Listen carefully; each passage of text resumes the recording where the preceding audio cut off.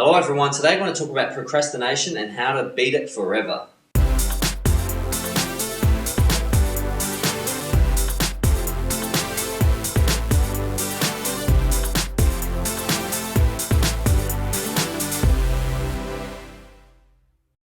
Hello everyone, today I want to talk about procrastination. I'm going to talk about the 3 rules of procrastination which allow you to remove it from your life. I once heard it said that procrastination is resting before you get tired, and isn't that so true? I mean, when you're getting 6 or 7 hours sleep a day and even meditating, do you really need to not do things? You know, life is so much better when you're engaged and purposeful and getting out there and really investing your time into fruitful projects.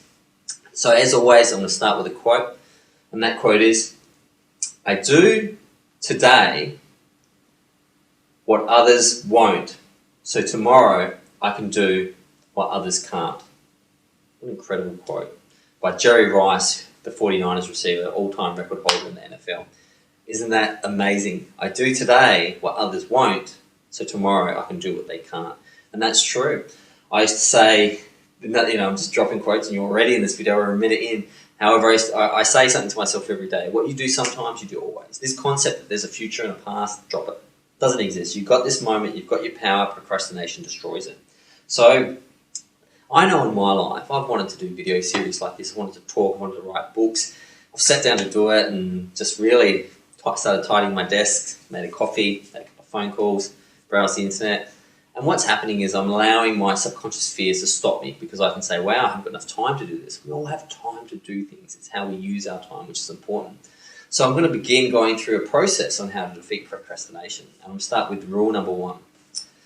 Win the fight, procrastination versus action. So that's the 2 choices you have. You have action, which is the opposite of procrastination, and you have procrastination. Now, that's a fight. That's a conflict. Now, what's interesting about this conflict is it's lopsided because the minute you take action, procrastination disappears. There's an old Zen technique which says do something fully engaged for 1 minute. If you don't want to do something, that's okay, don't do it, but do it for 1 minute. Now, what's interesting is when you do things for 1 minute, you become engaged. You realize it wasn't as bad afterwards. You start enjoying the process, and all of a sudden you don't go back to procrastination. And one of the things that I remember from this is that a quote that Winfrey once said, and Oprah said, "I know for sure what we dwell on is who we become." And if you're dwelling on procrastination, you become it. If you're dwelling on action, you become action. And what's great about this is that procrastination can be defeated in a split second, in this moment. And if you don't do it in this moment, there's always the now, the next now. You can do it in every single moment. So within that, you need to change your focus to win the motivational fight. So for example, if it's doing it for 1 minute and just doing it fully engaged for 1 minute, change the focus, because procrastination requires focus. You all think procrastination is easy. It's not. It requires work to procrastinate. You just need to redirect the focus on that work. Number 2, make procrastination work for you. So a quote that I researched in this topic is, "Vision without action is a daydream. Action without vision is a nightmare." Japanese proverb. So procrastination should become planning. Procrastination is there for a reason. It makes you not, look before you leap. So use it. So when you're procrastinating, say, well, this means I might not be ready to start, but what are little actions I can take to begin with? If it's not getting out and cutting the lawn, can I perhaps get the petrol for the lawnmower or other activities that make procrastination planning? Rule number 2, focus on the pain of not taking action to take action. Now, what is procrastination? It's there to serve you. Everything that happens, every emotion is there to serve you in a way. Procrastination is the fact that you probably don't really think you want to do it. If you don't think you want to do it, the brain projects pain. It goes, well, going to the gym, once I go to the gym, I've got to do this, I've got to do that. And procrastination is trying to protect you from that perceived pain. Now, pain is a great teacher. It's your direct line teacher. I love pain. Pain and suffering is an express train to the truth.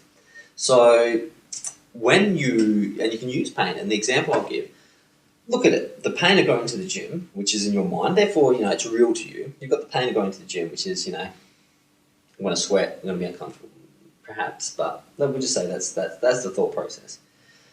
If you shift your eyes and look at the pain of not going to the gym, which is you have less energy, you feel less confident, that's a far more compelling reason to go to the gym than the pain here. So refocusing the pain is a really key way of making sure you can use the pain of procrastination to move forward. The carrot is better than the stick. We all know that. And however, we all know that we don't like sticks. So procrastination is more on the stick side. Make sure you use the stick in a compelling manner. And on that, rule number 3, action always chases the carrot. So what gets us out of the procrastination? If procrastination dwells on pain and we're trying to use other systems of pain and that doesn't work, understand that if procrastination is pain and the opposite of procrastination is action, action must be pleasure. So understand that what is your incentive? I don't want to go to the gym. Great, that's a thought. So what is your incentive to go to the gym? I want to go to the gym because I want more energy. Well, I'm going to stick with that thought. And the great thing about thoughts is not only they're not real, but they're also temporary, and you can just choose which one's right. No thought that's ever gone through your head is correct. Unfortunately, I've got to tell you that. No thought that's ever gone through your head is correct. You're just simply witnessing the multiple millions of probabilities within the probability field until you collapse into the waveform into a singularity, which is the current moment. And if that sounds too much, just trust me, none of your thoughts are ever correct. Your thoughts are just there. You are the correct. You are the awareness. You are the person who's creating the dream, the story, the Hollywood blockbuster. Whether or not iRobot is real, which it isn't, it's a fictional story, it doesn't matter. It's still a story and people are still engaged in it. I've got a quote on that, which is one of my favorites. You must be the change you wish to see in the world, by Mahatma Gandhi. You can't be the change you want to see in the world if you procrastinate. Procrastination is fear. And fear needs to be eliminated because fear is, what is fear? False evidence appearing real. I'll give you an example of that. What is this false evidence appearing real? Well, when you procrastinate and say, oh, if I do this, if I go to the gym, I'm just going to be all sweaty and uncomfortable for the rest of the day. Well, that's not true because we've all worked out and felt great afterwards. So it's false evidence, which is that you're not going to enjoy it, which you know you will. But it appears real because you're thinking it. So therefore, it becomes your reality. Procrastination is death. Now, you get all the time in the world to procrastinate in the grave. I'll give you my hall pass to procrastinate for eternity when you're dead. So therefore, take action in life. Get out there, circulate, meet new people, do new things. When you have a burning passion to do something, write it down, plan it out, and get it done. The other option is sitting in a chair and dying. I know which one I would choose. I can't wait to see you tomorrow. I'm not going to procrastinate. I'm going to get another video done because that's how much I care about our journey. But until then, goodbye.